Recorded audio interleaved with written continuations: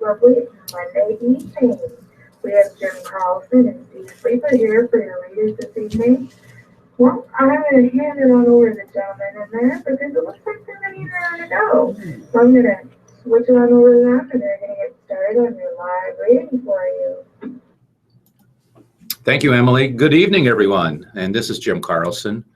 I will be reading the Lincoln Journal-Star. And Mr. Steve Sleeper is along tonight as well. Steve, good evening. Good evening, Jim. All right, we're going to go ahead and start with a story, international news out of Ecuador. This is about that terrible earthquake. Aid began to flow in Sunday to areas devastated by Ecuador's strongest earthquake in decades. And the death toll continued to rise as people left homeless, hunkered down for another night outside in the dark. Officials said the quake killed at least 246 people and injured more than 2,500 along Ecuador's coast. Vice President George Glass said the toll was likely to rise because a large number of people remained unaccounted for, though he declined to say how many. Much damage was reported in various cities. In the city of Pedernales, a town of 40,000 near the epicenter, soldiers put up a field hospital in a stadium where hundreds of people prepared to sleep outside for a second straight night.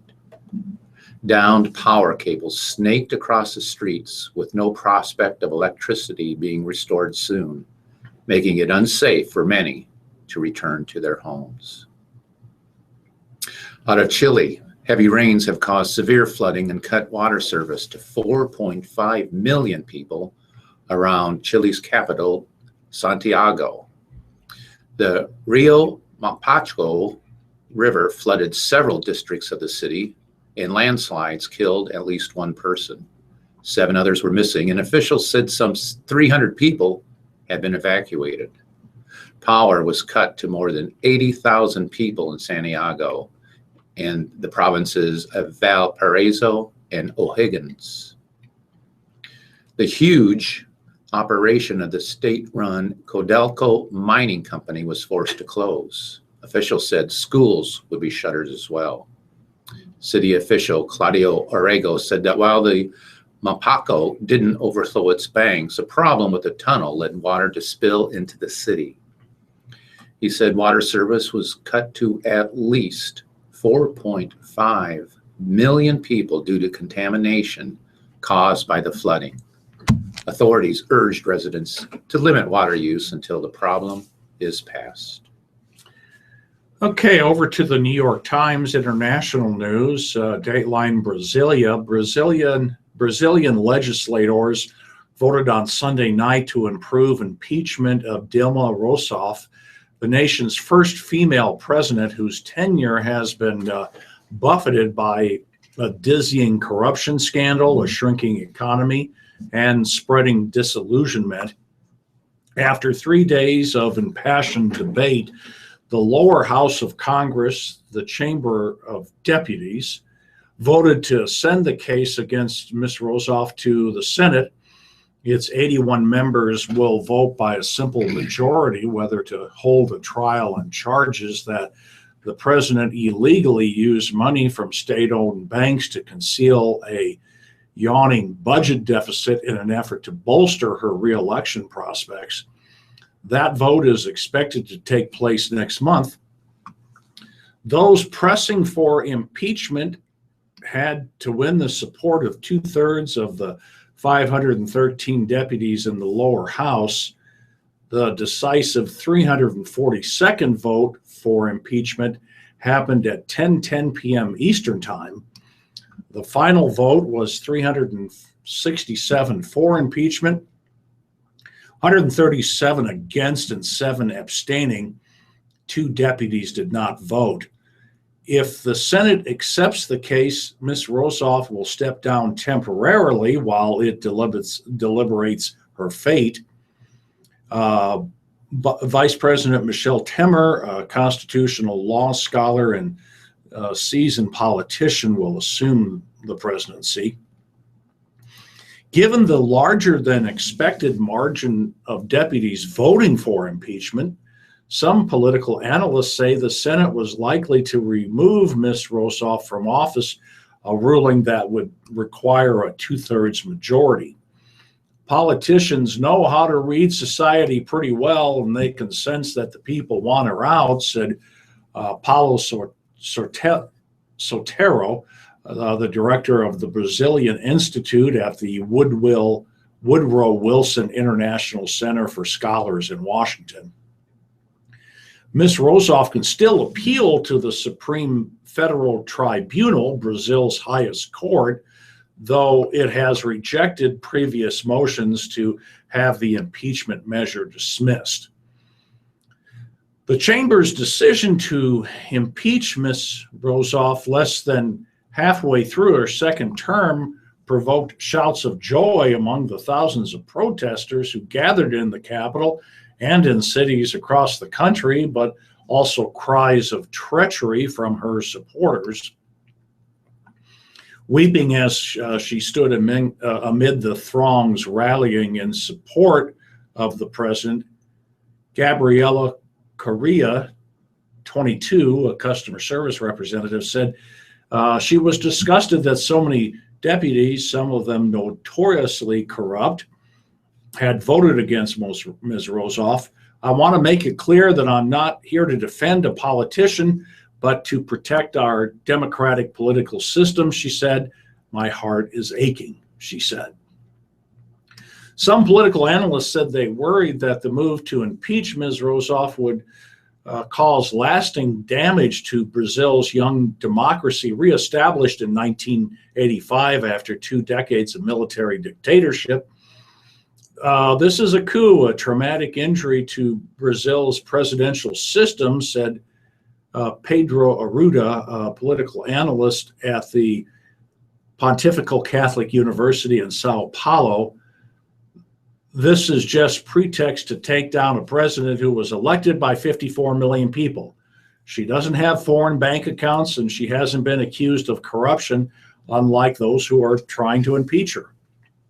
Although legal experts and political analysts are divided, many have expressed concern over the basis of the impeachment drive. They notice that the budgetary sleight of hand that Ms. Rosoff is accused of employing to address the deficit has been used by many elected officials, although not to a large scale. It's putting a very large bullet in Brazilian democracy, said Lincoln Seco, a professor of history at the University of Sao Paulo. This will set a very dangerous precedent for democracy in Brazil, because from now on, any moment that we have a highly unpopular president, there'll be pressure to start an impeachment process. The vote to impeach is a crushing defeat for Ms. Rosoff and her Workers' Party, a former band of leftist agitators who battled the nation's military rulers in the 80s and who swept to power in 2002 with the election of one of the group founders, Luiz da Silva was one of the group founders, and he was a former president. He's a skilled politician who endeared himself both to rich and poor, presiding over heady economic growth and a generous expansion of social welfare benefits that help lift millions of Brazilians out of abject poverty. He also moved to strengthen the government's control of key industries like petroleum. That set the stage for abuses at Petrobras, the state-owned oil company that would later ensnare scores of the nation's political and business elite in a scheme that funneled kickbacks into campaign coffers. Barred by the Constitution for running for a third term, he appointed Ms. Rosoff as his successor. She easily won election in 2010. She's a former Marxist guerrilla. She had never held political office, and her critics say she wasn't a very good politician. In 2014, she won by a very thin margin.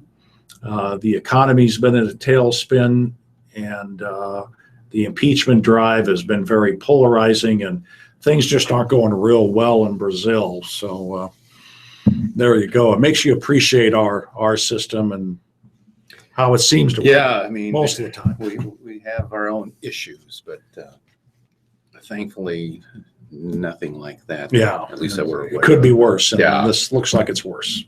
Well, let's talk a little politics then from a local standpoint. Hillary Clinton sought to clarify her shifting position on a $15 federal minimum wage, saying Sunday that she would sign legislation enshrining that figure if pay rose gradually and if the law included escape clauses similar to those approved this month in New York State. If it has the same kind of understanding about how we have to phase this in, how we have to evaluate it as we go, if the Congress passes that, of course I would sign it, Clinton said in an interview on ABC's This Week. Her rival in the Democratic primary, Senator Bernie Sanders, has accused Clinton of being vague and inconsistent on raising the minimum wage and has won significant popular support with the promise of an increase for every worker. Clinton appeared to shift her position in favor of a $12 federal minimum wage during a contentious debate with Sanders last week. But she insisted Sunday that the Sanders campaign is trying to make something where there is nothing. Not so, Sanders said. She's just not being accurate on that, he said. She has, at the beginning of this campaign, said we need a $12 minimum wage. I have said at the very beginning of this, my campaign, we need to raise the minimum wage to $15 an hour. And that is the kind of the difference between the way we do politics. I'm trying to set a high bar. I'm trying to be a leader. Clinton's new position that she would support a New York-style graduated increase nationally if approved by Congress is less bold and less clear-cut than his, Sanders suggested. I am trying to be a leader, which says we have got to take on big money interests in this country. New York's law would raise the wage from $9 to $15 in New York City in 3 years, with lower ceilings phased in for less affluent regions upstate, where the cost of living is lower. An eventual statewide $15 minimum would be tied to economic indicators. Clinton joined Governor Andrew Cuomo at a boisterous signing ceremony for the New York law this month and predicted that the movement will sweep our country. The current federal minimum is $7.25, but it is higher in many states and localities. Clinton spoke from California, where she attended big money fundraising parties in San Francisco and Los Angeles over the weekend. The fundraising swing took her away from the campaign trail in New York for slightly longer than Sanders, who broke from the trail to speak at a Vatican academic conference on economic justice. He returned to New York on Saturday and appeared on the ABC program Live. He also appeared on 2 other Sunday public affairs shows. On ABC, Clinton said she feels good about her chances in what has become a crucial test of strength in New York's Democratic primary on Tuesday. She leads Sanders by double digits in most polling, but he has eroded her lead, and his supporters see the vote as a way to demonstrate that Clinton is a flawed candidate who has not locked up the party nomination. And going to California to talk about those big money fundraising parties that Hillary Clinton attended, we have actor George Clooney, and he would like to get big money out of politics so he doesn't have to raise it. It was Clooney who hosted 2 weekend fundraisers in California on behalf of Democratic presidential candidate Hillary Clinton. Donations for attendees at an event in San Francisco topped out at $353,000 per couple, which Clooney acknowledges is an obscene amount of money. The event even drew pro-Bernie Sanders demonstrators, Clooney recounted in an interview airing Sunday on NBC's Meet the Press. When he went to talk with them, he said they called him a corporate shill. That's one of the funnier things you could say about me, the Oscar winner said, though he conceded that some of the protesters had a valid point regarding a different matter. Their t-shirts said, "You know, you sucked as Batman," said Clooney, the star of 1997's Batman and Robin, one of the least memorable films in the superhero franchise. And I was like, well, you kind of got me on that one. Asked on CNN Sunday whether Clooney was siding with the wrong candidate, Sanders replied, "Well, I think he is."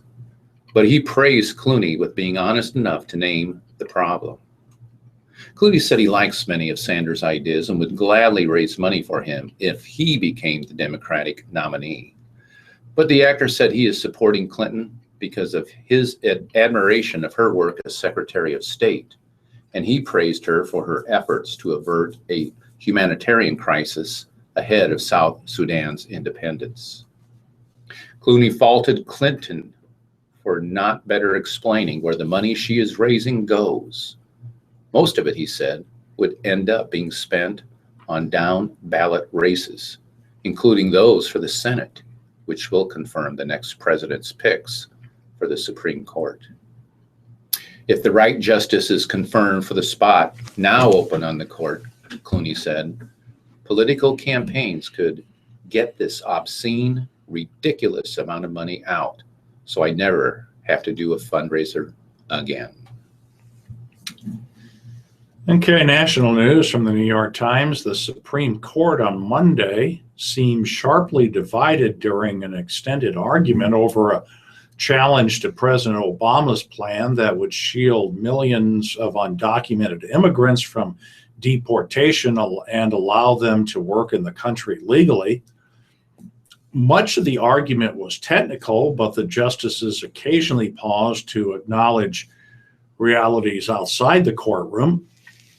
Justice Stephen G. Breyer said the case had enormous political implications. Justice Sonia Sotomayor said about 11 million immigrants live in the shadows. They're here whether we want them or not, she said. The case brought by 26 states may produce a significant ruling on presidential power and immigration policy in the midst of a presidential campaign in which both issues have been prominent. Solicitor General Donald Verrilli Jr., the government's top appellate lawyer, opened the arguments with a vigorous defense of Mr. Obama's authority to set priorities for immigration enforcement, but within minutes he was challenged by Chief Justice John Roberts and several of the court's other members. Justice Anthony Kennedy questioned whether the president can defer deportations for millions of people without specific congressional authorization, saying that is a legislative task, not an executive task. It's as if the president is defining the policy and Congress is executing it. It's just upside down, said Justice Kennedy. In making his case, Mr. Verrilli asserted that the state of Texas should not be allowed to challenge the president's actions by claiming that it would cost the state money to give driver's license to millions of immigrants affected by the federal policy. Mr. Verrilli argued that Texas could simply change its law to deny driver's licenses to the immigrants. You could sue them instantly, said Chief Justice Roberts, as he repeatedly questioned the government's arguments. He also pressed Mr. Verrilli on whether the president could simply deem all illegal immigrants to be legally present under a new policy law. Mr. Verrilli also said there were statutory constraints that would prevent the president from doing so. Scott Keller, Texas Solicitor General, said Mr. Obama's plan was unprecedented and unlawful. He faced skeptical questions from the court's more liberal members about whether his state had suffered the sort of direct and concrete injury that gave it standing to sue. The case, United States versus Texas, was heard by an 8-member court, and in the absence of Anton Scalia, it's altered the judicial dynamic. A 4-4 deadlock is now a distinct possibility. And that sounds like that's going to set a Supreme Court precedent. When the court agreed in January to hear the case, it raised the possibility of a broad decision by taking the unusual step of asking the parties to address whether Mr. Obama had violated his constitutional obligations to enforce the nation's laws. This month, the court granted a lawyer for the House of Representatives, which supports the challengers, 15 minutes to present arguments on the case.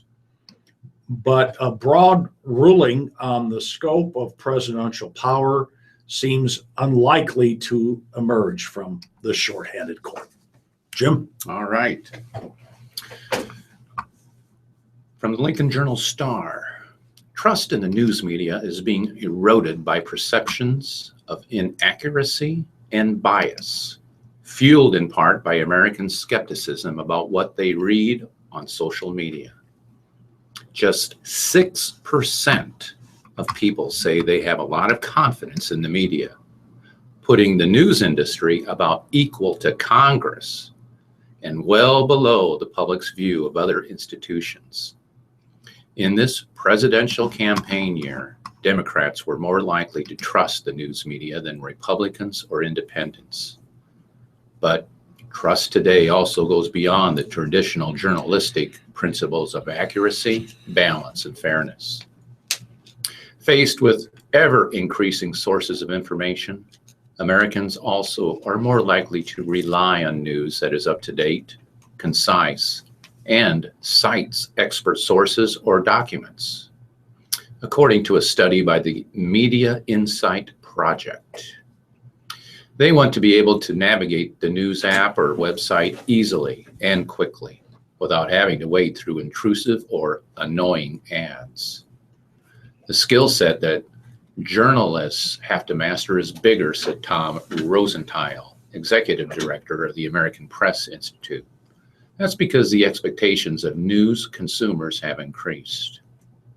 The poll clearly shows that accuracy is the most important component of trust. Nearly 90% of Americans say it is extremely or very important that the media get the facts correct, according to the study. About 4 in 10 say they can remember a specific incident that eroded their confidence in the media, most often one that dealt with accuracy or a perception that it was one-sided. The news media have been hit by a series of blunders on high-profile stories, ranging from the Supreme Court's 2012 ruling on President Barack Obama's healthcare law to the Boston Marathon bombing that have helped feed negative perceptions of the media. In 2014, Rolling Stone magazine had to retract a vivid report about an alleged gang rape at a fraternity party at the University of Virginia. The Columbia Graduate School of Journalism, asked by Rolling Stone to investigate after questions were raised about the veracity of the story, called it an avoidable journalistic failure and another shock to journalism's credibility amid head-swiveling change in the media industry. The most important thing that news organizations can do is be accurate. And while we know that is a high value, this study reinforces that, said Margaret Sullivan, public editor of the New York Times. Even if it goes against the competitive push to be first, she said, perhaps there has to be a willingness to wait a little bit to be right. Readers also are looking for balance. Are there enough sources so they can get a rounded picture of what they are reading? They want transparency also. Tell me what you don't know and tell me how you're going about reporting the story, she said.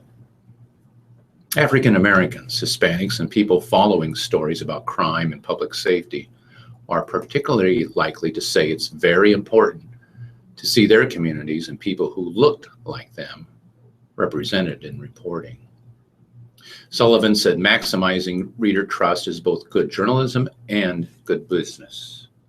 For news organizations that want to be taken seriously, there is a real opportunity here and real help, she said. About 6 in 10 Americans watch, read, or hear news several times a day, as computers, smartphones, and tablets make it easier for people to follow the news on an on-demand basis.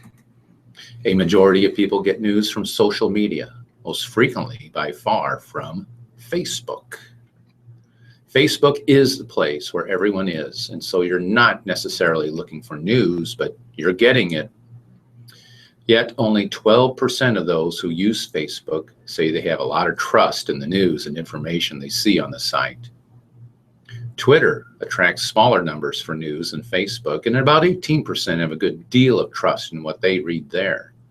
There was also viewer skepticism of their other social media sites. Rosenthal said people who use social media are hunting pretty carefully for cues in deciding whether to click on an item of news to read more.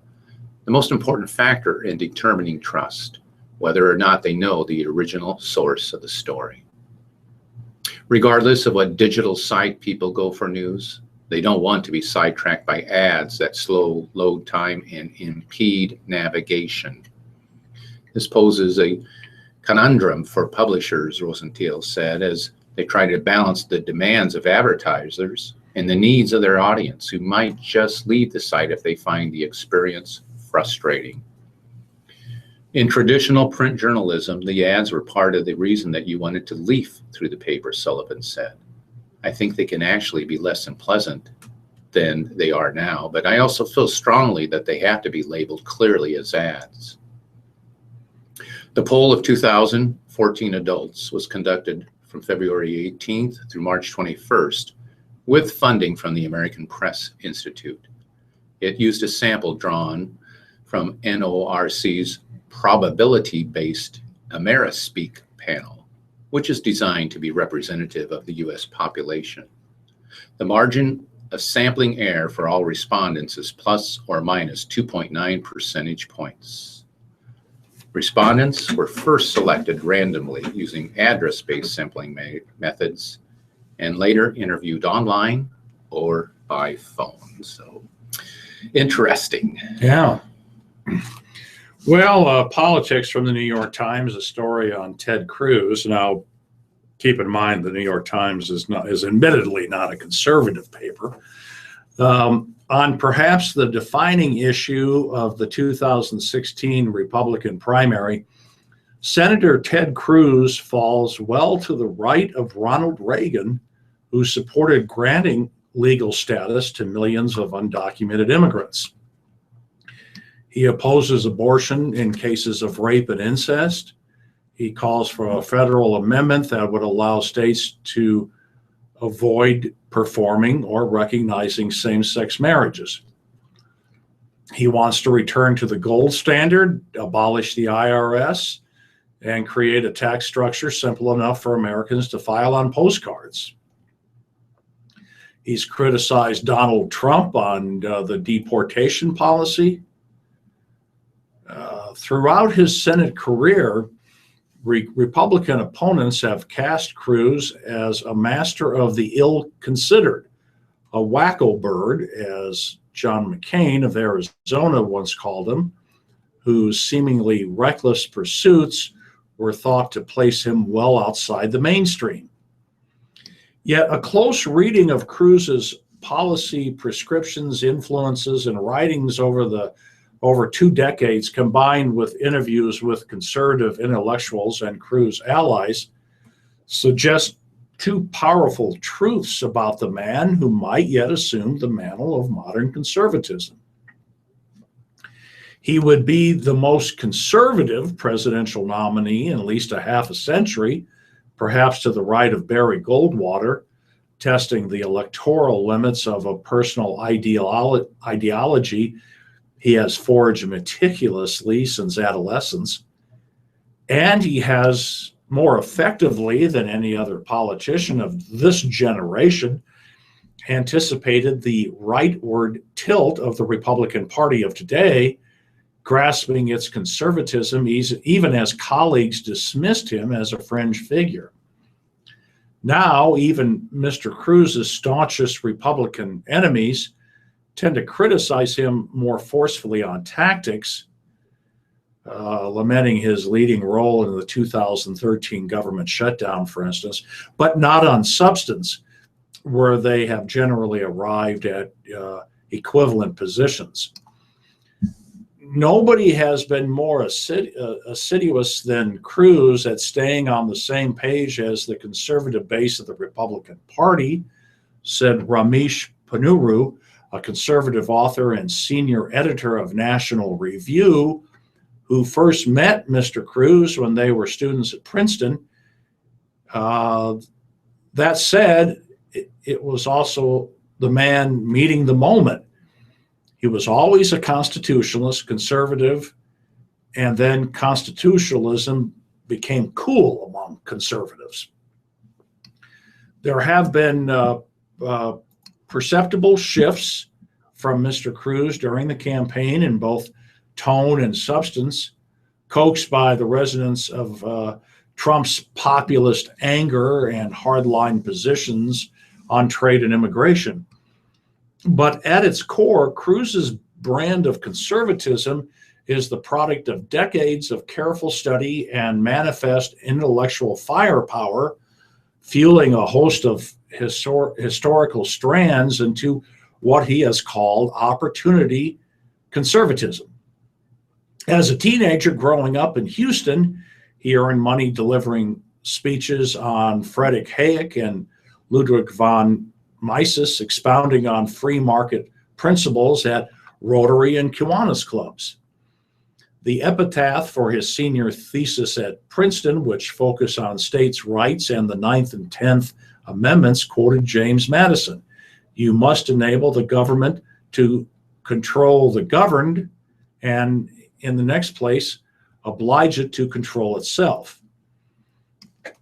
When he captured the Republican nomination in his 2012 Senate race, Cruz said he was walking in Uncle Milton's footsteps to honor the 100th birthday of Milton Friedman.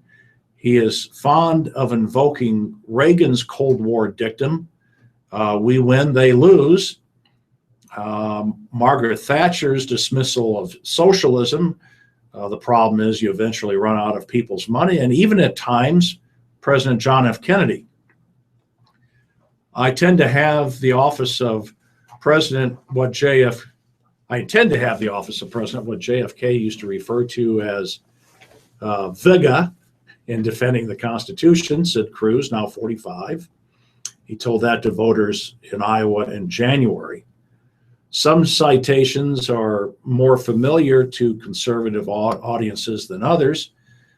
On economic policy, he's quoted on Rand,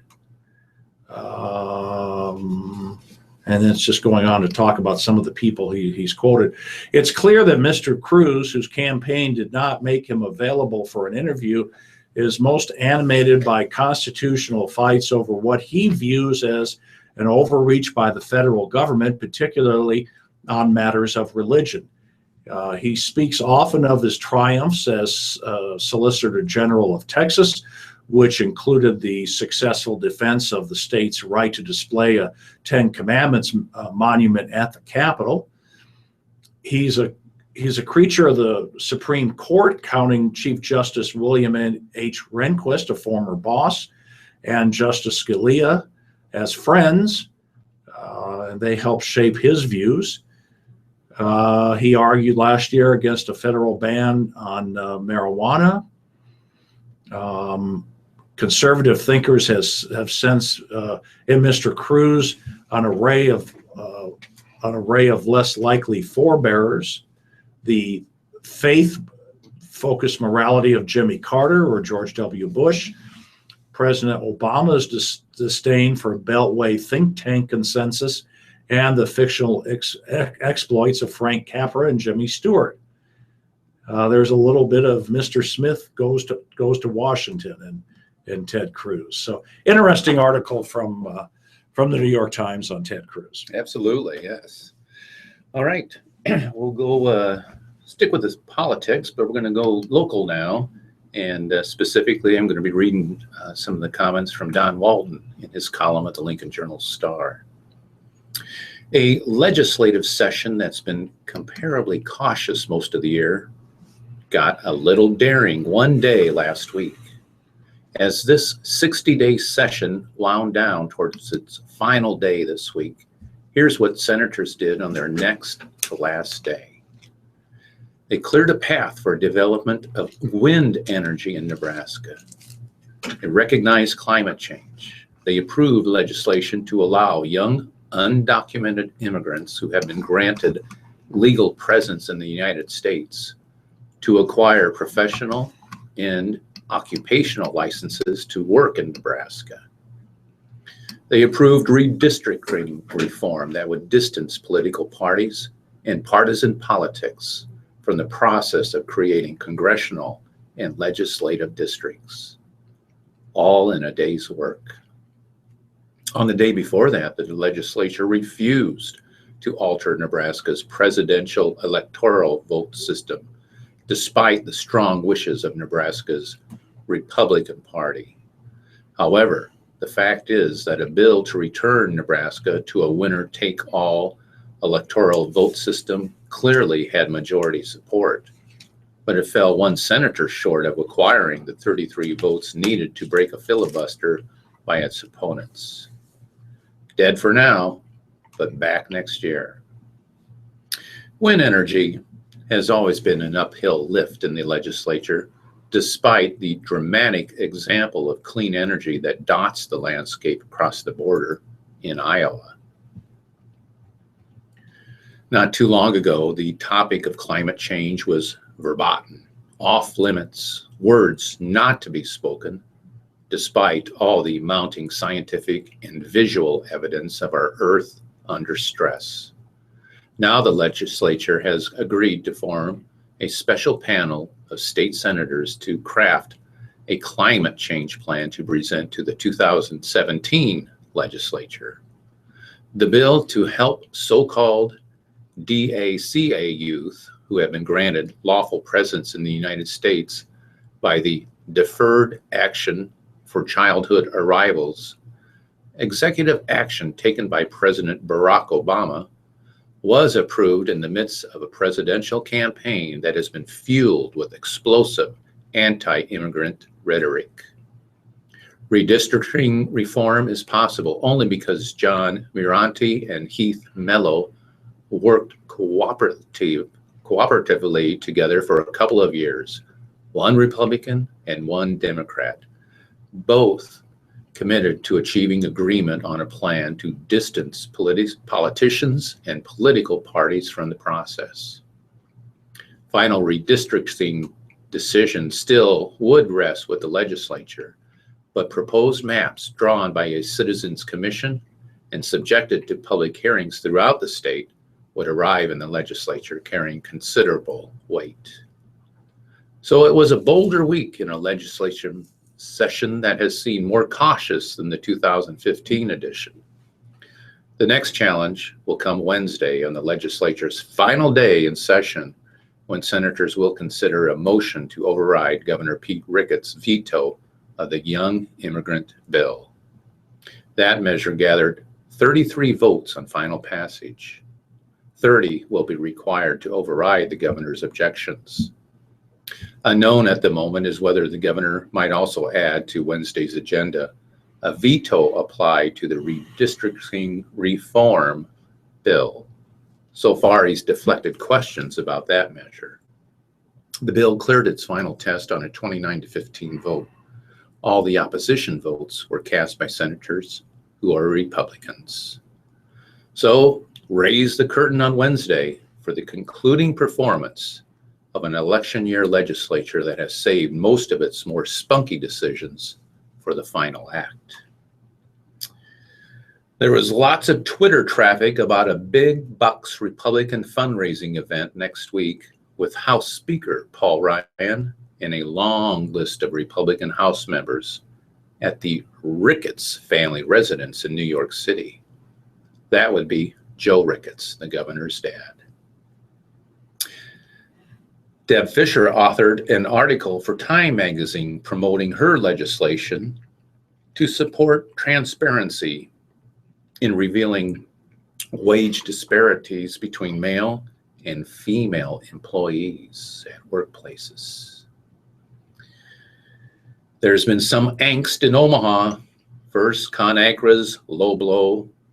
Also, the big 55th wing component at Offutt not yet fully secure.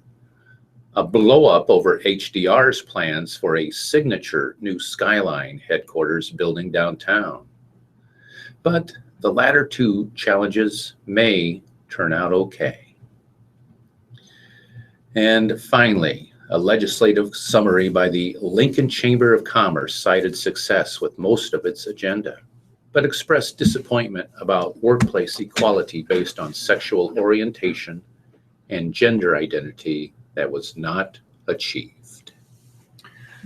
Tech news from the New York Times. Google is a top target for European regulators and privacy watchdogs who openly fear and distrust its dominance. The American tech giant's search engine alone gobbles up roughly 90% of the European market. But a landmark court ruling intended to rein in Google has instead put it at the forefront of Europe's enforcement of internet privacy. That has upended conventional wisdom about the company and raised questions about the role of commercial interests in protecting people's privacy, often with little or no transparency. In the almost 2 years since Europeans granted the right to be forgotten thing on the internet, Google has passed judgment in over 418,000 cases, roughly 572 a day, from people wanting links of certain search results to be removed. This according to company records.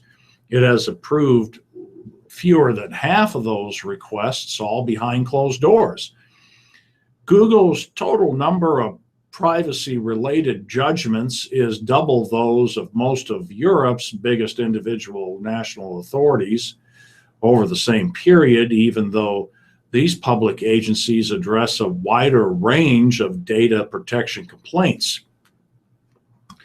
Despite a history of animosity towards the company, national regulators have handed over the review powers to Google with few complaints, saying they are merely following Europe's complex data protection rules. Other search companies, including Microsoft, have been given the same authority, although their number of judgments pales by comparison. That has something to do with Google's share of the search market, I'm sure. Some consumer groups and privacy experts are not satisfied with that arrangement. They have sounded alarm bells over a for-profit company, one that relies on tapping into people's digital lives to make billions of dollars. And that is the subject of multiple privacy and antitrust investigations, playing such a central role in protecting individuals' data and doing so in a very secretive manner. Google has not responded to requests, including an open letter last year from primarily European and American academics to explain how its review process works. And since 2014, when Right to be Forgotten was enshrined, the company has declined to give any journalists access to its team of fewer than 50 employees, mostly lawyers and paralegals based at its Dublin offices. They review the demands. Google also did not respond to questions for the article that I'm reading. It's a half-baked solution, said Luciano Floridi, a University of Oxford professor who previously sat in on an advisory council to help Google handle its role as privacy regulator. If Europe really wanted to gain control over personal data, giving Google this type of power is an odd outcome. Less than 1% of Google's decisions are appealed to Europe's privacy authorities, according to the regulator statistics, and those authorities say they generally ruled in the company's favor. But several individuals who sent requests to Google toward the New York Times that the lack of detail over how those decisions were made left them frustrated and in some cases angry that a company adjudicated on such delicate matters. Those people spoke on condition of anonymity. If governments were handling right to be forgotten, they would have to publish the data, said Martin Husvek, a professor at the Tilburg Institute for Law, Technology, and Society in the Netherlands, a signatory of the open letter to Google. But with Google, we can't see what's happening behind the company's closed doors. And, you know, this all comes from a ruling from Europe's highest courts, and pretty much Google's living up to the court rulings, and people still aren't happy with it. So go figure. Yeah, hard to believe, isn't it? Yeah. Okay. From the Lincoln Journal-Star, an article entitled EPA to Clean Up North Bottoms.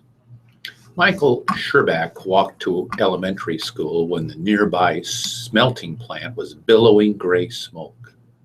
In the yard of his childhood home in the North Bottoms contains the pollution leftovers from the Northwestern Metal Company, which operated near Memorial Stadium from about 1918 to 1961. Sherbak likely will be one of the 36 property owners whose contaminated soil gets cleaned up by the Federal Environmental Protection Agency. The EPA expects to offer remediation to 35 North Bottom property owners whose dirt tested high for lead, said Chris Whitley, public affairs specialist for EPA Region 7. Soil with lead at 400 parts per million could be cleaned up, Whitley said. No amount of lead is considered healthy if ingested, but there's general agreement that soil with lead measured above 400 parts per million is an unacceptable risk. The soil at Sherbak's property, now a rental unit, tested between 258 and 600 parts per million, depending on the location in the yard, according to a letter he received more than a year ago.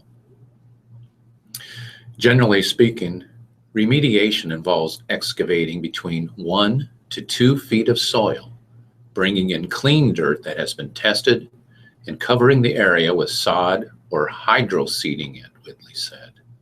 The remediation is done at no cost to property owners.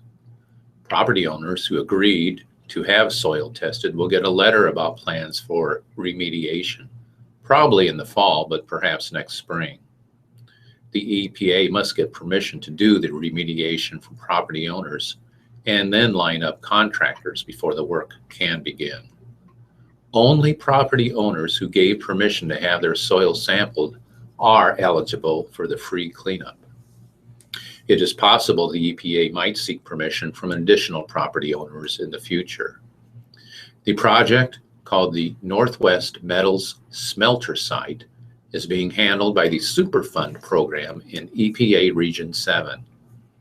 The State Department of Environmental Quality began checking the area near the University of Nebraska Lincoln campus after USA Today reporters looked at old smelting plants across the country that were sites of potential pollution but never investigated. Northwestern Metal was on the list published in 2012. Smoke from old smelter plants had the potential to spew lead dust through smokestacks and onto soil and buildings. Lead in smoke easily binds to dirt and hangs around for a very long time. Environmental experts say that contamination can create health risks for young children and pregnant women, with complications ranging from behavioral problems to hearing loss. Lead is also classified as a cancer-causing material. Initial testing by the Nebraska Department of Environmental Quality showed that about half of the 20 properties sampled had lead in the soil above 400 parts per million, and the EPA was asked to investigate.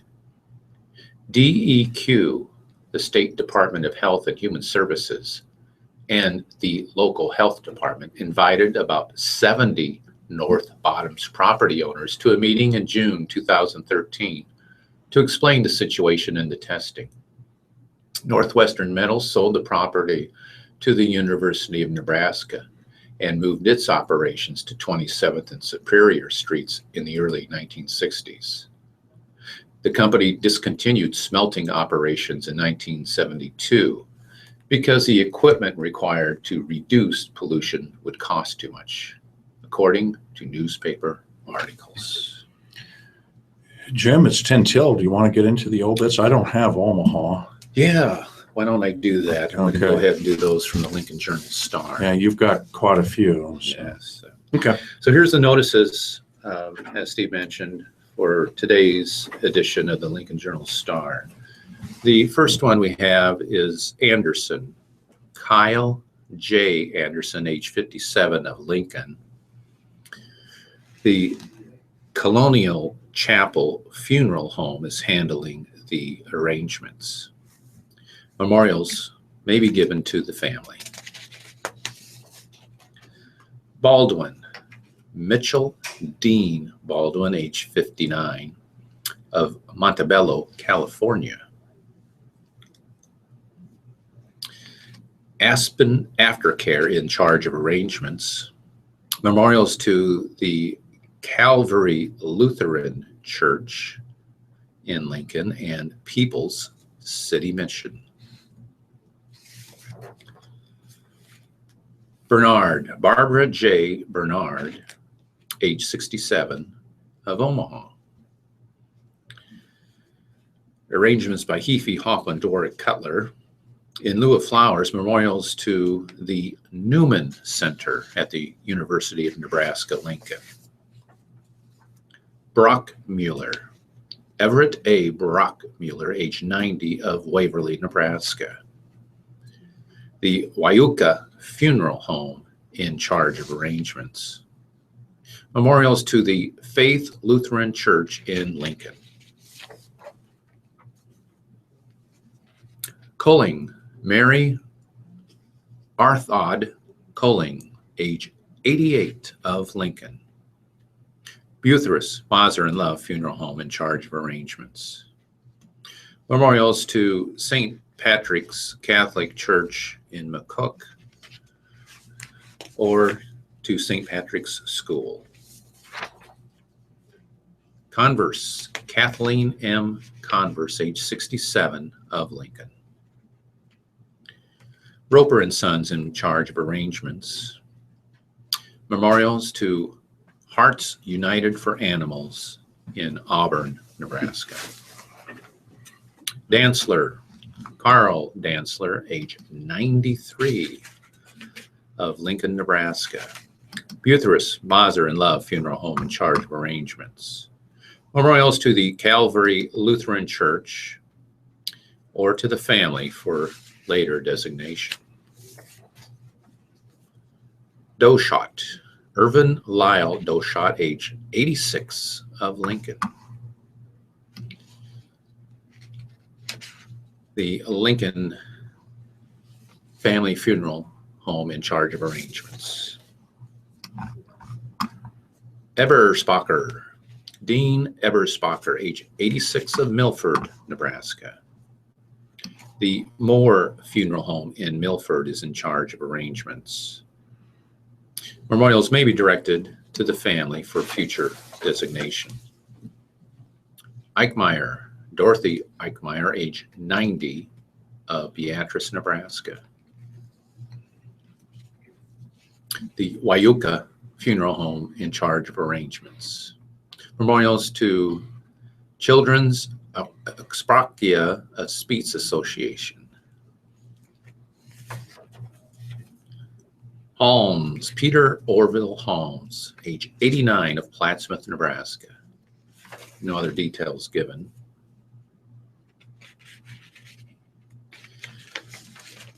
Hammer, Doctors Larry and Dr. Christy Hammer. Both passed away together. Roper and Sons, in charge of arrangements. In lieu of flowers, the family asked that memorials be given to Lorenzen Gardens in Omaha. Johnson, Bud C. Johnson, age 93, of Lincoln. The Lincoln Memorial Funeral Home, in charge of arrangements. Keister, Violet May Keister, age 82, of Lincoln. Buthras, Mazer and Love Funeral Home, in charge. Memorials suggested to the Lincoln Food Bank. Larson, Harry Allen Larson, age 90, of Lincoln, Nebraska. The Lincoln Funeral Home, in charge of arrangements. Memorials suggested to the High Plains Alzheimer's Care Center Staff Fund in Lincoln. Leininger, Anita Leininger, age 89, of Lincoln, Nebraska. Marcy Swoboda Funeral Home in Wahoo's, in charge of arrangements. Memorials in care of the family.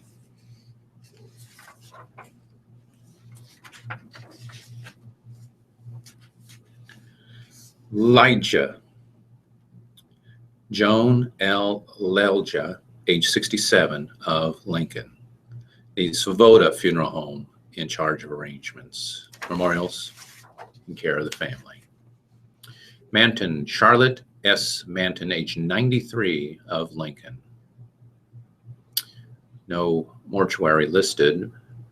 Memorials to Common Cause, Nebraska. Oliver, Doris Oliver, age 92, of Falls City, Nebraska. No other information given.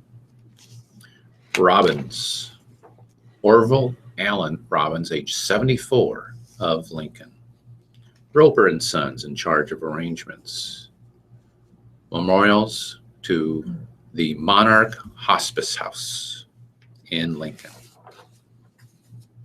Rolfe, Sue Rolfe, age 54, of Falls City, Nebraska. No other information listed.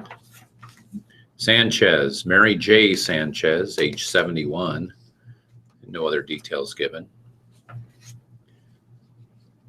Sandiford, Rex D. Sandiford, age 85. No other information listed. Schneider, Ellen Mae Schneider, age 73, of Geneva, Nebraska. No other details given.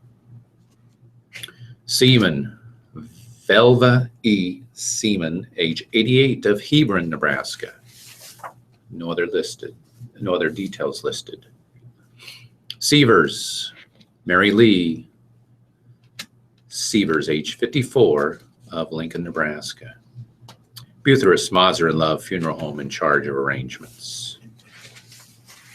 Smith, Lois M. Smith, age 86, of Wahoo, Nebraska. The Swoboda Funeral Home in Wahoo is in charge of arrangements. Memorials to the Bethlehem Lutheran Church or Dodge County Humane Society in Fremont, Nebraska.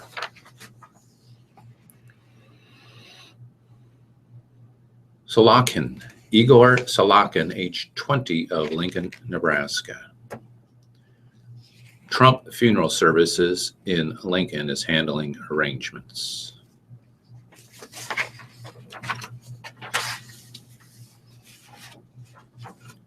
Specht, Wilma J. Specht, age 92, of Seward, Nebraska. The Zapka Funeral Home in charge of arrangements. Memorials suggested to Seward United Methodist Women. Vifquain, Linnell Vifquain, age 57, of Lincoln. Buthras Mazer and Love Funeral Home in charge of arrangements. Worth, Charles H. Worth, age 88, of Lincoln. Roper and Sons in charge of arrangements. Wolf, Ralph Henry Wolf, Sr., age 94, of Lincoln, Nebraska. Roper and Sons in charge of arrangements.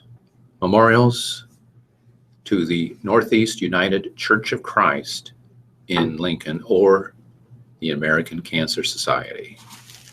And that concludes those notices in today's Lincoln Journal-Star.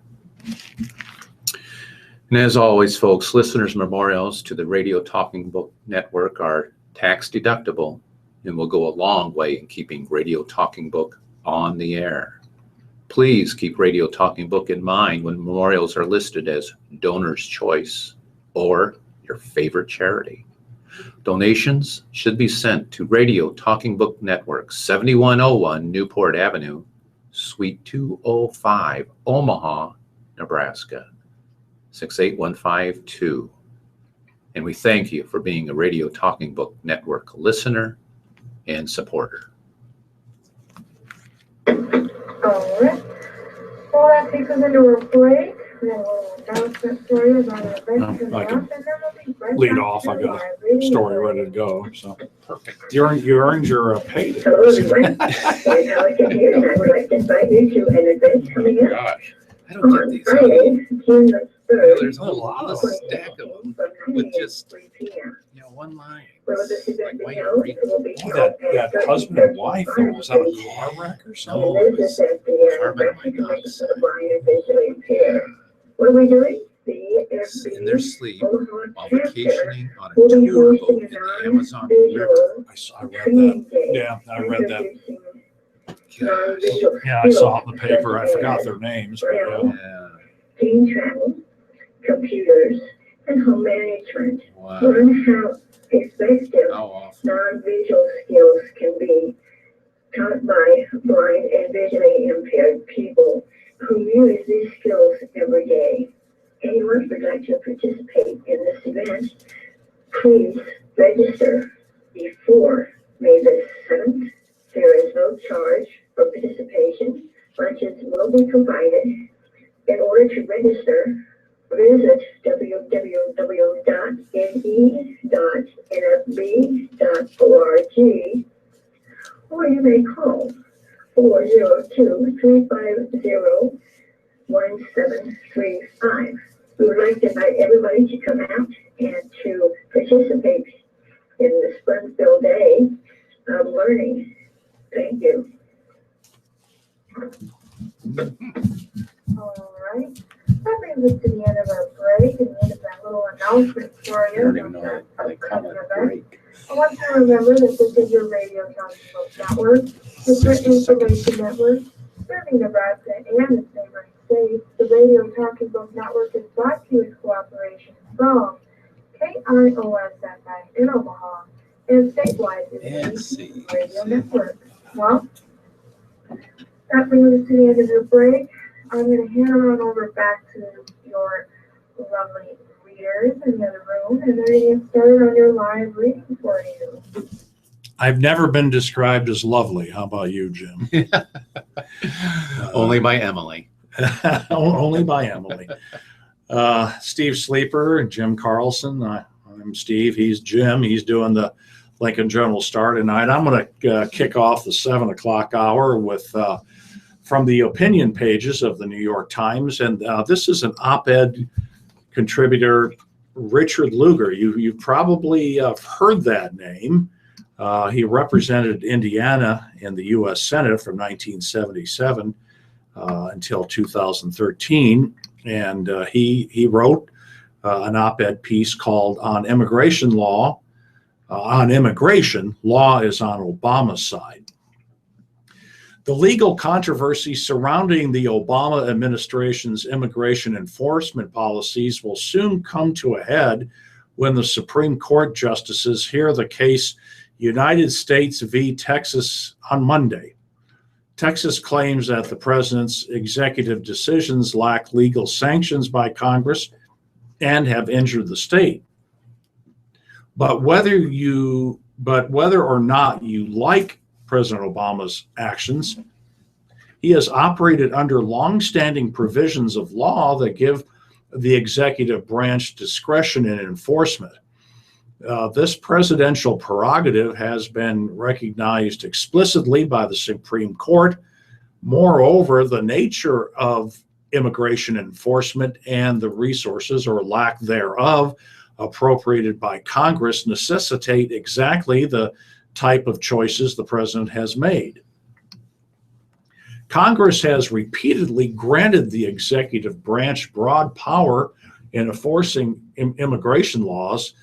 The 2002 law created the Department of Homeland Security The 2002 law creating the Department of Homeland Security explicitly said the executive should set national immigration enforcement policies and priorities. The Supreme Court has recognized the leeway Congress gives the executive branch in deportations in a 2012 majority opinion written by Justice Kennedy and joined by Chief Justice Roberts. The court noted that a principal feature of the removal system is the broad discretion exercised by immigration officials, including the decision whether or not it makes sense to pursue removal at all.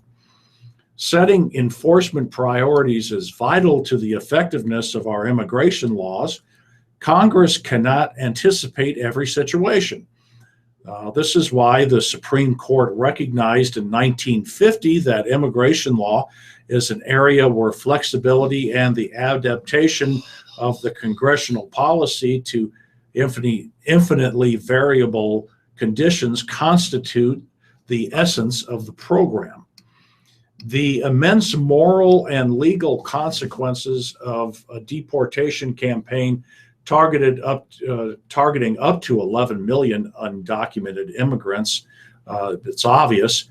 Even Americans whose frustration has overcome their compassion and led them to support the harshest immigration enforcement would be likely to reconsider if they actually saw such an operation in action. A huge roundup like that would require an extraordinary expansion of federal law enforcement capabilities and resulting intrusions into American society. But in reality, there is no prospect for such a campaign because Congress has not made available more than a small fraction of the necessary money and manpower. That's why, by its nature, immigration enforcement requires executive discretion. The administration's initiatives allowed Homeland Security officials to forego deportation on a case-by-case basis of undocumented residents who came here as children before June 5th, 2007, and of certain undocumented parents of children who are American citizens or legal residents. Both are keeping with similar programs put in place by both Republican and Democratic presidents dating back to the Eisenhower administration. In 1990, for example, President George H.W. Bush, under President Bush, the Immigration Service, relying in part on authority dating from the Reagan administration, offered extended voluntary departure and work authorization to the spouses and children of aliens who had previously been granted legal status. President Obama's actions, therefore, are hardly unprecedented. There are two major differences. First, he gave speeches advocating for explicit programs with names rather than relying on subtler agency direction. Second, immigration policy has been caught up in today's hyper partisanship, where a strident anti-immigration tide within the Republican Party overwhelms all bipartisan compromise. All 26 state officials who have challenged the administration's executive actions in the Supreme Court case are Republicans, and last month the GOP-led House of Representatives voted to file a brief on behalf of the entire House. From these howls of outrage, you would know that the Obama administration has vastly exceeded the deportations under President George W. Bush, and Mr. Bush vastly exceeded those of President Clinton. President Obama's directives to focus enforcement efforts on those who have committed crimes in the United States and recent border crossers are a rational executive prioritization given the resources and the realities.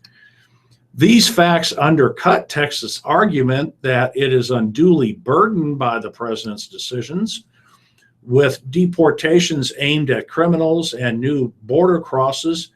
We would seem close to an optimal state-friendly federal immigration policy.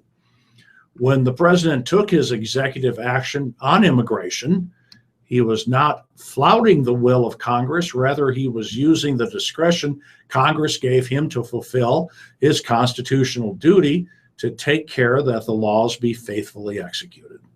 And again, an op-ed piece from former Senator Lugar in the New York Times. All right. Well, we have a couple letters to the editor in the Lincoln Journal-Star. So I'm going to start with two of these. First one's entitled Controlled Burn Alternatives. This obviously is relating to the recent haze and smoke that was around this Omaha and Lincoln areas and even further across the state. But Kansas State University spokesperson Dan Devlin's comment that the burning of the Flint Hills is absolutely necessary to preserve the prairie is highly misleading. Researchers have shown that this burning need not occur in the same 3 weeks of April every year. The same results can be achieved, for example, by burning early in March, which would also reduce damage to wildlife habitat. Neither the EPA nor state regulatory agencies have seriously considered alternatives to the prevailing range burning mythology. Until they do, the Kansas Flint Hills will continue to be managed primarily as a grass factory. This annual threat to the public health in Kansas and surrounding states can most certainly be avoided. That letter written by Craig Volland, who's chairperson of the Air Quality Committee, Kansas City chapter of the Sierra Club of Kansas City, Kansas. The next letter is also on that subject. It's entitled Ramifications of Smoke. This past week, a heavy haze created by fires almost 100 miles away have been interfering with the lives of thousands of citizens in southeast Nebraska. This is a great example of how our actions have ramifications far beyond our local community. This goes for other sources of pollution as well, a prime of which being carbon dioxide pollution.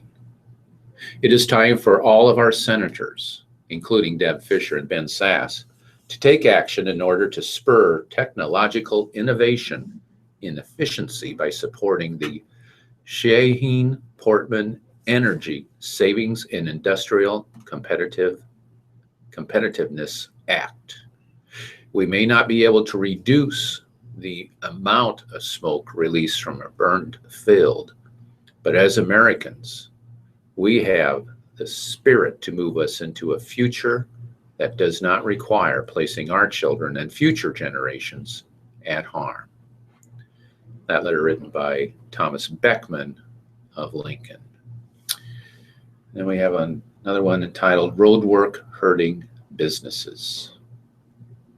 In the 1800s, the railroad companies built track from Omaha to Salt Lake City in 2 years. despite hostile conditions, robberies, mountains, and weather. Construction began on 56th Street, south of Old Cheney, in April 2015. One lane was to be opened by November 2015. 1 year later, no lanes are open and the road continues to be closed. The distance of this project totals 2,450 feet, or approximately 6.03 feet per day. Government is hobbling construction. Construction here is killing small business. Streets are shut down and access to businesses is restricted. Road projects keep streets closed down, resulting in loss of revenue for businesses serious enough to shut some down. Is this the Lincoln we want? Don't we want business to succeed so Lincoln can grow? Now we face the closure of Old Cheney Road to Highway 2. This impacts not only one area, but traffic will also seriously impact all of the businesses in this area. These businesses depend on access from Old Cheney, and shutting down the 56th and Old Cheney intersection during the day will greatly impact businesses. This should be done at night, and the resurfacing project should not take more than 90 days to complete from start to finish. Call your council members.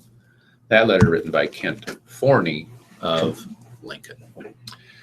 My daughter and son-in-law and grandkids live in Lincoln, and quite some time ago I got caught in that, out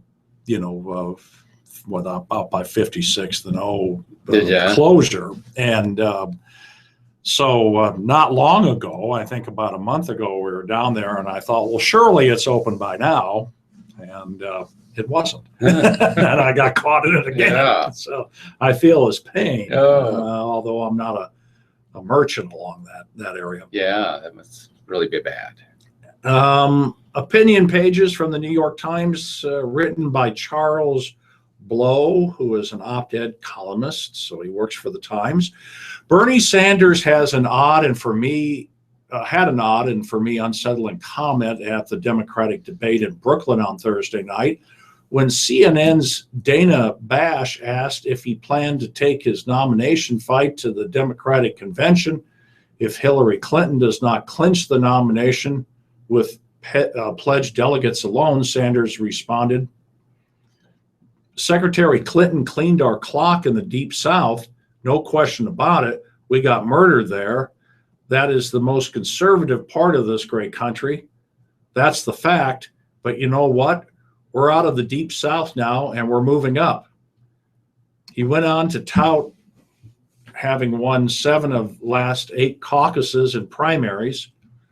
In fact, of those 7, all except Wisconsin were caucuses, which are undemocratic in their own right, says this columnist.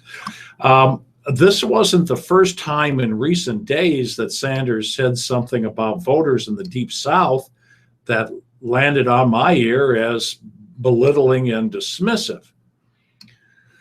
When asked by Larry Wilmore on the Nightly Show whether he thought the primary system was rigged, Sanders responded, "Well, one can argue, people say, why does Iowa go first? Why does New Hampshire go first? Well, but I think that having so many southern states go first distorts reality as well." And before that, This Week with George Stephanopoulos, the host pointed out to Sanders that Clinton was getting more votes than him. Sanders shot back, "Well, she's getting more votes. A lot of them came from the South." This regional ridicule is a bad play for Sanders. First, it's not clear which states Sanders include in the Deep South, a phrase whose meaning is hard to pin down. As son of the Deep South myself, I assume the list is Louisiana, Mississippi, Alabama, Georgia, and South Carolina.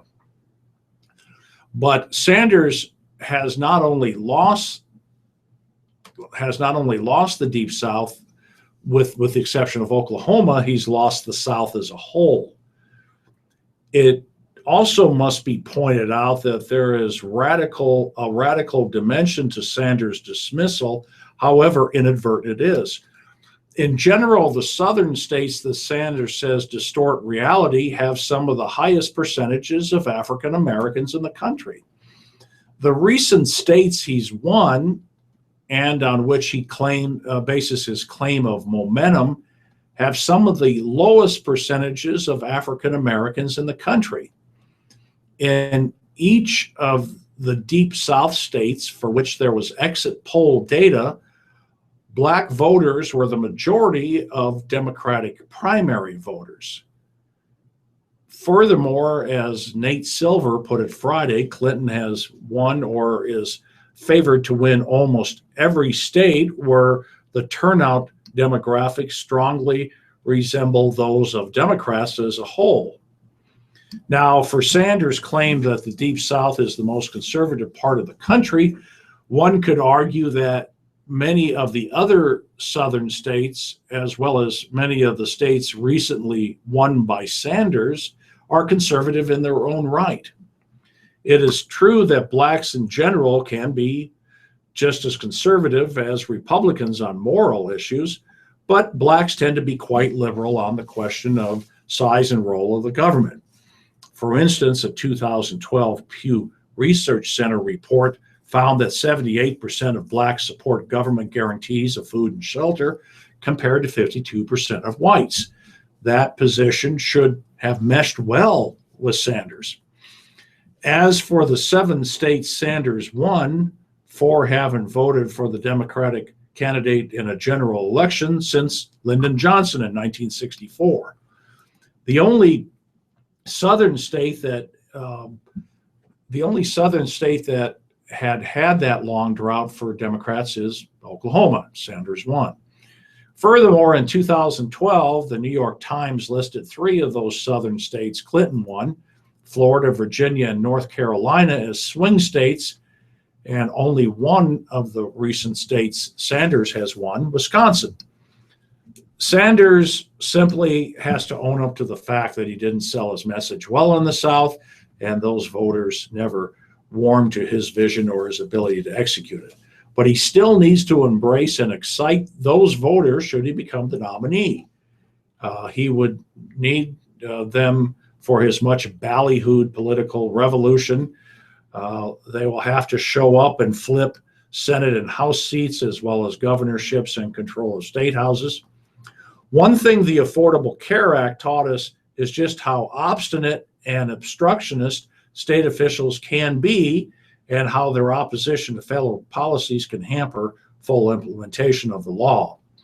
For instance, it wasn't until Louisiana voters replaced the Republican Governor Bobby Jindal with Democrat John Bell Edwards that the state finally expanded Medicaid and thereby expanded health coverage to hundreds of thousands of people in the state. That's how revolutions work, from the ground up, in unlikely places and against the odds. Revolution is not evidenced by your success in territory you already control, but in territory you don't. Sanders must abandon this Deep South talking point immediately. He's better than this, and he should know better. Op-ed from the New York Times. All right. Over to Jim. There we go. I'm going to do the Our View column from the Lincoln Journal-Star, the editorial column. City Hall and the University of Nebraska-Lincoln can work together effectively on big endeavors like the construction of the Pinnacle Bank Arena, Innovation Campus, and the Antelope Valley Project. They ought to be able to combine their resources to get a sidewalk built. The need for the sidewalk on the west side of North 48th Street between Holdridge and Layton has been evidently, literally, for decades. The feet of pedestrians have worn a rut in the dirt bordering the busy 4-lane arterial street. People have been complaining about the gap for years. But Danny O'Brien, might be the first to do something about it. O'Byron and others have asked the city to put in a sidewalk in the well-traveled half-mile stretch. O'Byrne said he walks the path often to the gym and nearby stores. He says that many of the other pedestrians he encounters as he traverses the rutted trail wear backpacks and appear studentish. City Hall throws its weight around in all quadrants of the city, requiring developers to install sidewalks. That's been the policy for more than half a century. The hang-up about North 48th Street seems to be that UNL owns the adjacent property and would be required to pay about $70,000. The Journal Star editorial thinks that's a small price to pay for UNL to fulfill its role as a responsible institution in its hometown. One complication is that if a sidewalk is built, then somebody would have the responsibility for keeping it in good shape and removing snow. The gap is also included in long-term plans for a trail. Conceivably, this could shift responsibility for snow removal to the city. At least one council member said he might not support construction of the sidewalk if the city had to bear all the cost. City Hall says in its official sidewalk brochure, "We usually take sidewalks for granted, but they do play an important role in the quality of life we expect in Lincoln." The brochure also points out, if the sidewalks in Lincoln were set in a straight line, it would stretch more than 1,500 miles from Lincoln to the Golden Gate Bridge in San Francisco. Surely, the capital city has enough problem solvers in its official dome that it can figure out how to add another half mile of sidewalk. Local pedestrians have been walking in the dirt long enough. Okay, arts section from the New York Times, and this headline caught my eye. Atop the Met, a haunting house.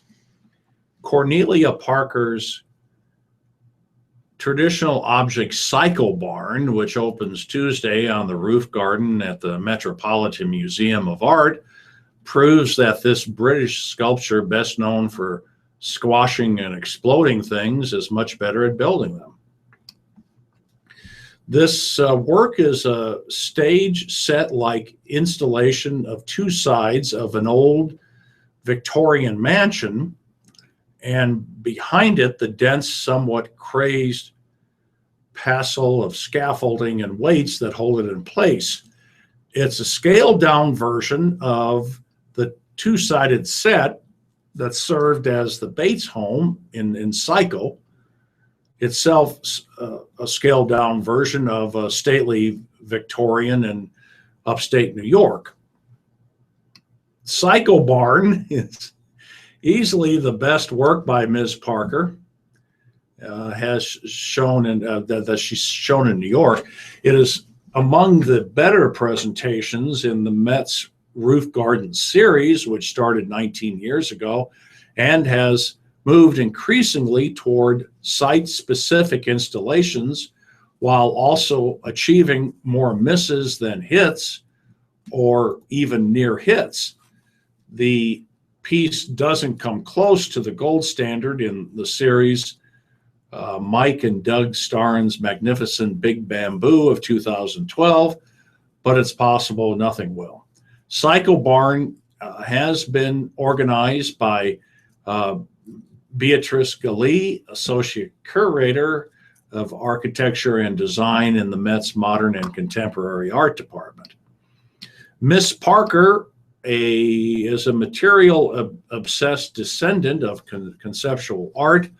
Born in 1956, she emerged in the early 1990s along the young British artists that then being led to international fame by Damien Hirst, 9 years her junior. Her work has often been seen as an alternative to that movement, but she shares it.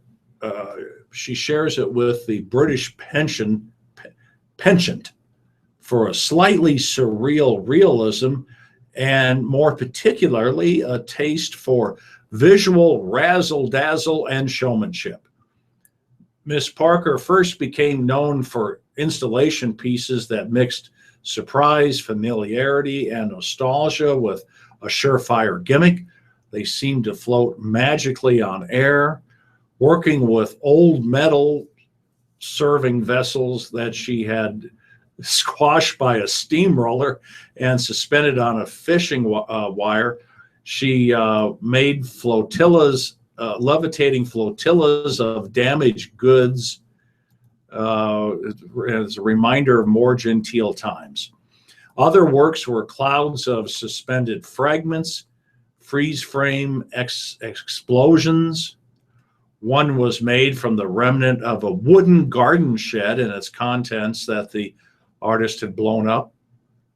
Two others comprised bits of charcoal freighted with heavy but invisible black stories. They go on to talk about some of the other stuff she's done. Transitional Object Cycle Barn is more forthright and accepts gravity. It is a classic haunted house, not only from Psycho, but from American horror movies in general. It can startle you whether you see it on the Met's roof or spy it from Central Park walkway, and they show a picture of it. It's kind of weird. The park view may be more disturbing. Instead of simple surrealist displacement, the structure seems more truly like an apparition, a ghostly reminder of 19th century America's once thriving towns and small cities. So this sounds like it's something pretty fun that's going on in New York, and half the fun's reading the article about it in the New York Times, Jim. That's right. Okay, from the Lincoln Journal-Star. Friends of Hannah Houston are planning what they hope is the largest viewing party ever for the Arnold Preschool Teachers performance on The Voice, which airs tonight. The Cube in the Haymarket's rail yard will broadcast the NBC reality show, which began at 7 p.m., and everybody's welcome. Arnold staff has typically held watch parties for their colleagues' earlier performances at a local bar. Well, we've outgrown that, said Tracy Rhodes, who works in the Arnold office. We were looking for a larger place, and somebody suggested the rail yard. The coordinators of the space agreed and created events for both Monday and Tuesday, which are on the Rail Yard Lincoln Facebook page. But Rhodes said she's focusing her efforts on Monday, when the 12 remaining contestants, including Houston, perform in America Votes. The fate of the contestants lies with the audience, which can vote via mobile app, online, or by buying Houston's performances on iTunes. Each week, contestants will be eliminated until one performer remains and wins the grand prize of a recording contract. Houston's supporters in Lincoln want to make sure she keeps going, starting with Monday. Obviously, Arnold's staff will be there, but the more the merrier. There's only one stipulation, Rhodes joked. Have the Voice app downloaded on your phone. Nobody's leaving until you've cast at least 10 votes for Hannah. So good luck to her. Yeah.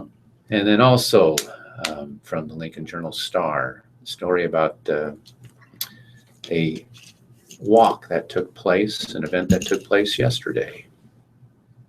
Shelby Willoughby has always been passionate about raising awareness for mental illness. How couldn't she be? When she was 9 years old, her 14-year-old sister died by suicide. A few years later, she lost her 13-year-old best friend to suicide as well. She found out that the American Foundation for Suicide Prevention hosts an Out of the Darkness walks to raise awareness for mental illness at college campuses around the country. And she thought to herself, this has to happen in Lincoln. Willoughby emailed the organization and asked if it could. And they said yes, but she had to organize the walk. With nearly 8 months of planning under her belt, she pulled off Lincoln's first annual Out of the Darkness Walk on Sunday afternoon. Tanner Merkeli, a student at the University of Nebraska-Lincoln, helped Willoughby plan the event. He said the goal of the event is to raise awareness for mental illness and end the negative stigma surrounding it. Merkeli said they also raised money for educational programs. This kind of event is important everywhere, he said. Merkeli said that suicide is the second leading cause of death for people ages 18 to 24. For kids ages 10 to 14, it's the leading cause of death. It's ridiculous that people don't talk about it, Merkeli said. Hopefully, by breaking down those communication barriers, we can make a difference.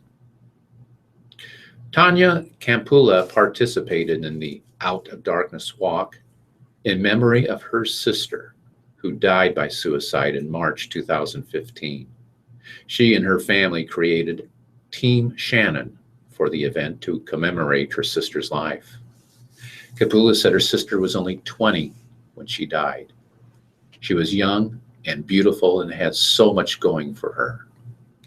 Mental illness is real, Campula said. It does not discriminate. It can affect anyone. Team Shannon raised about $1,500 for the cause.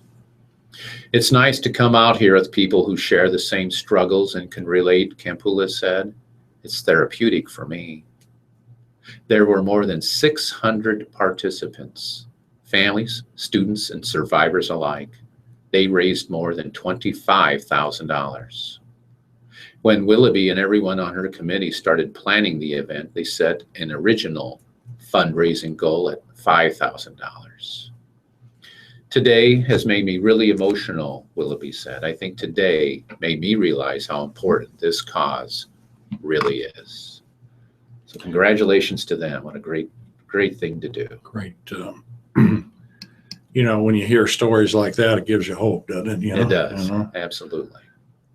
New York Times Style section, the 7-day British Royal Tour of India and Bhutan, which ended on Saturday, was an opportunity for many things, including benign national outreach and a show of goodwill between countries and with a complicated history, as well as multiple photos featuring Prince William and Catherine, Duchess of Cambridge, the former Kate Middleton, on safari and at the Taj Mahal. But it also raised the bar when it came to the modern art known as diplomatic fashion tradecraft, aka the use of a ceremonial political event to promote a specific national industry. Michelle Obama may have elevated the role of clothes in political life to a strategic tool, consciously choosing to wear pieces from emerging American designers, the better to use her position to raise their global profile and business. Samantha Cameron, the wife of Prime Minister David Cameron of Britain, may likewise have chosen to support her country's fashion talent, even going so far as to become an ambassador for the British Fashion Council. While in India, the Duchess took the approach to a whole new level, and an observer could have been forgiven for thinking practically all of Sloane Street had migrated to her suitcase. Consider this in no particular order of the British brands she wore on tour, and they list all the brands. The clothes encompassed the very expensive, fast fashion, the already worn, shoes, bags, and jewelry, all chronicled obsessively and daily in the British and fashion news media. Many pieces sold out not long after the first pictures appeared. The Duchess also dipped a toe into cross-border sartorial diplomacy, wearing one dress by an Indian designer and one dress by a Native American, as well as, an Indian American, as well as looks from other, let's see, Anna Sue and Tory Burch, but a vast majority of the clothes were by British designers. I could not believe the local and global attention,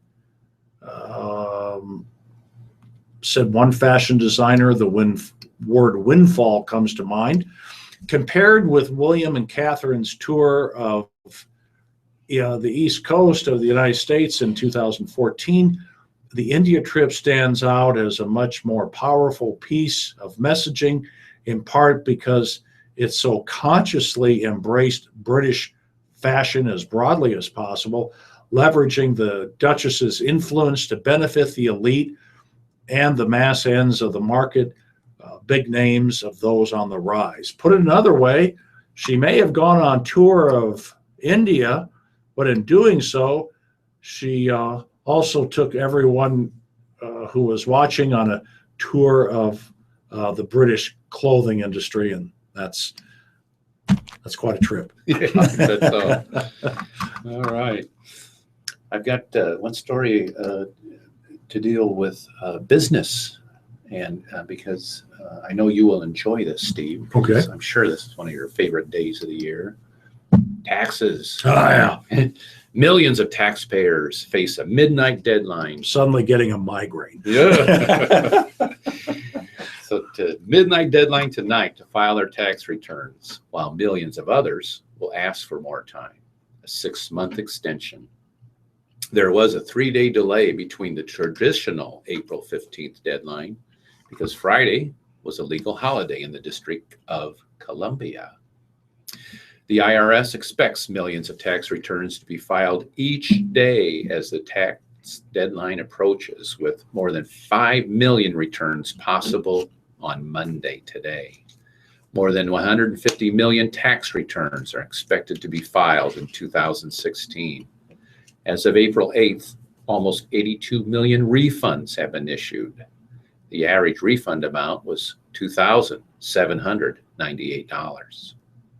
For those who need more time to finish their returns, tax filing extensions are available. The IRS reminds taxpayers that extensions grant more time to file returns, but do not extend time to pay. The IRS projects it will receive 13.5 million requests for extensions. The IRS is a favorite target of lawmakers from both parties who complain about the complexity of the tax code and the accompanying regulations that span more than 70,000 pages. Instructions to complete IRS Form 1040, the main individual income tax return, run more than 100 pages. House Majority Leader Kevin McCarthy of California says the House will vote this week on a half dozen bills to hold the IRS more accountable. Fairness is our guide, and accountability is the goal as we try to make the IRS beholden to the American people, McCarthy said in a statement. One bill would require the IRS to crack down on employees who are delinquent on their own taxes. According to the agency's Inspector General, nearly 1,600 IRS employees have failed to pay their own taxes in the past decade. The House also will consider legislation that blocks the IRS from rehiring employees who were already fired by the agency for misconduct. It will vote on bills to ban IRS employees from getting bonuses until the agency puts in place a plan to improve customer service and to block any IRS funding from being used to target citizens for political purposes. The last bill is in response to complaints by Republicans that the tax agency unfairly treated conservative and Tea Party groups seeking tax-exempt status. The Justice Department said last fall that no IRS official will face criminal charges in the political controversy over the processing of applications by groups seeking tax-exempt status. The fate of these bills in the Senate is uncertain, but we should know soon. And there's talk of the fair tax, which, if I understand correctly, is a national sales tax, and that would abolish the IRS and abolish income taxes. I don't know if the math works or not. There's also the flat tax. I haven't heard of a lot of talk about that, but just 15% across the board. And if you're poverty level, you don't pay taxes. Right. So I don't know. It seems like it seems overly complicated. I don't know. I think I'll go ahead and do some sports news here from the New York Times. Dateline Philadelphia. Nearly 3 years ago, the NFL and lawyers for thousands of retired football players agreed on a deal to compensate all former players who had neurological diseases linked to repeated hits to the head, helping the league to move on from one of the most contentious issues facing the nation's most popular sport. But it took an appellate court ruling Monday to affirm the deal, which potentially provides retirees up to $5 million each, and all but close the door on future challenges by players in the matter. As much as the debate continues in the court of public opinion on whether football is safe and whether the league has done enough to make it so, the court of law has decided that the league can be on the hook for damages only in a limited way. In a 69-page ruling, the U.S. Court of Appeals for the Third Circuit, that's Philadelphia, here unambiguously upheld the district court's approval of the deal over the objections of some players who had argued that the terms were too restrictive and could not take care of many players who had developed neurological problems over time.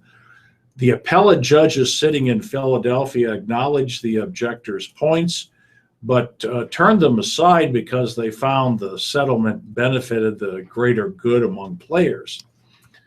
They risk making the perfect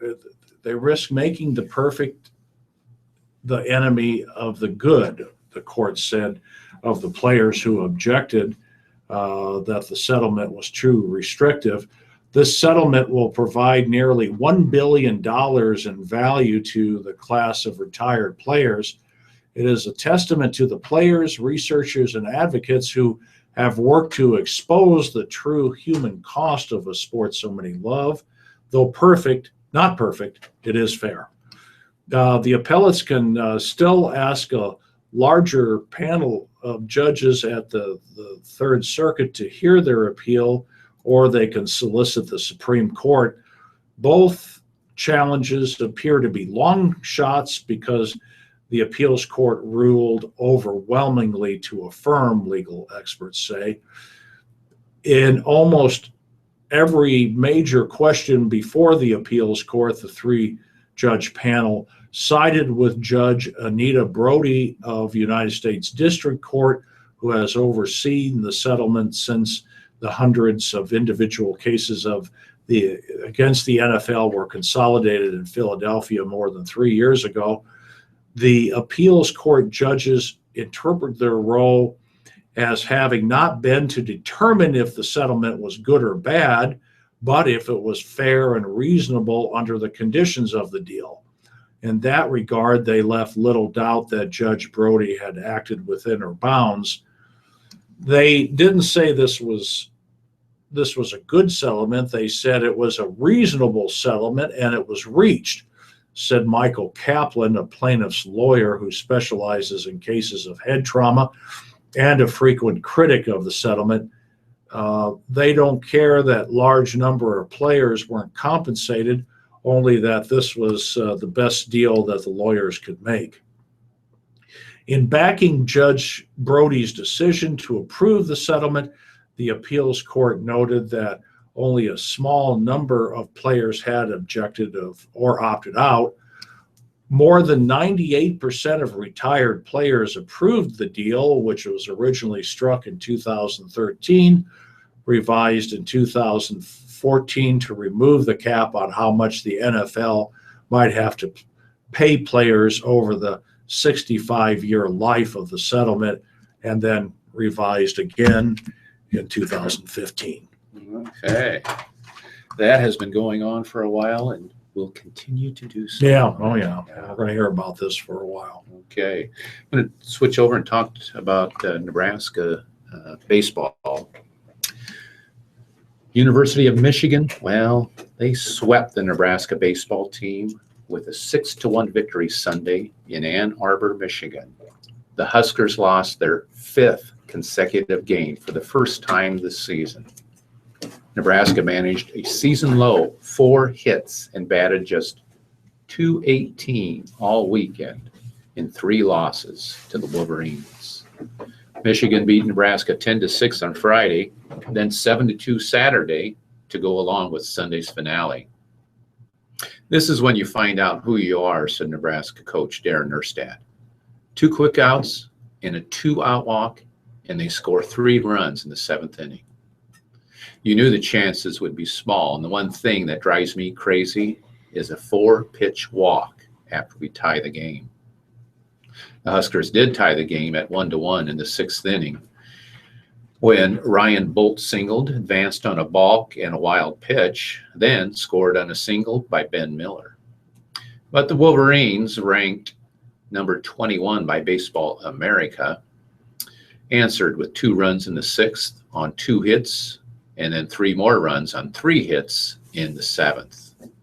The Huskers now, with a record of 22-14, 7-5 in the Big Ten, were hitting almost 300 coming in to the series, but managed to hit just 193 over the past 2 games. In a series of 8 days, Nebraska lost the finale against Northwestern 11-3, fell to Creighton 4-3, and then never threatened Michigan seriously in getting swept. They now travel to Kansas State on Tuesday and host Nicholls State in a non-conference 3-game series next weekend. Erstad said, "We faced some really good pitching this weekend and we didn't get it done. Now is when we find out who we are as a team." Oh, one last thing, Steve, before you go from here, I was going to talk also about the Nebraska women softball team. They had a game yesterday, and they beat Northwestern 11-9 in 11 innings. They now have a record of 28-14, 9-5 in the Big Ten. They have won 9 of their last 12 games, and then they go on the road to play number 21 ranked Minnesota next weekend. So that was the game yesterday was a 3-game sweep for them of Northwestern. So and that was on the road. So that was a good series for them, and hopefully they'll get to go to Minnesota and do well. There we go. Okay. Well, let's see. A grueling cycling race is somewhat less grueling if your bike is a motorcycle. Okay. Understanding this, some cunning cyclists may be turning the sport into NASCAR on 2 wheels, and then this is like, Tour de France kind of stuff, by giving their bikes a motorized boost, so doping their bikes, so to speak. The first confirmed case of mechanical doping surfaced this year when a tiny motor and battery were found inside a Belgian cyclist bike, but that involves cyclocross, a minor branch of the sport. The latest accusations emerged Sunday on Stade 2, a sports program on the French television network that is also the host broadcaster for the Tour de France. The report suggested that motor doping is at its highest levels ever in the sport. Suggestions that top riders are rigging their bikes have escalated in the past several years, as was the case in the early 90s with more conventional doping. Riders who are the targets of such accusations have dismissed them, but several current and retired professional riders, including Greg LeMond, are among those who have said it's a real problem. Brian Cookson, the president of the International Cycling Union, has made the search for technology-based cheating a priority. Suspicions stem from two factors. The technology exists, and there is an ever-growing library of videos showing this. Anyone can buy systems that hide small motors and batteries inside bikes, marketed as a way to help older or infirm people like you and me, Jim. Well, thank you, Steve. Keep cycling. Most of the systems power the axle that joins the two crank arms of the bike and are outwardly invisible, with on-off switches hidden under the handlebar tape. Newer, even smaller motor systems can slip into the rear hub to boost the bike from there. So I'll be darned. Mechanical doping. There you go. You got any sports? I do. Okay. Yeah. Let's talk a little. Well, it gets back to the University of Nebraska, but here's some information about some awards that were handed out. Siobhan Shields and Maddie Fowler were honored as Nebraska Student Athletes of the Year and Big Ten Medal of Honor winners at a recognition event Sunday. Husker student athletes were recognized for their performances in competition, the classroom, and the community. Shields, a senior men's basketball player, and Fowler, a senior softball player, both were four-year starters. Shields is the first Husker basketball player to win the NU Student Athlete honor. A forward from Olathe, Kansas, he earned second team All Big Ten honors in 2016. In the classroom, Shields is a two-time first team academic All-American. Fowler, a Tucson, Arizona native, has been instrumental in the Huskers' 3 straight postseason appearances, including a Women's College World Series berth in 2013. She is the only 4-year captain in the program's history.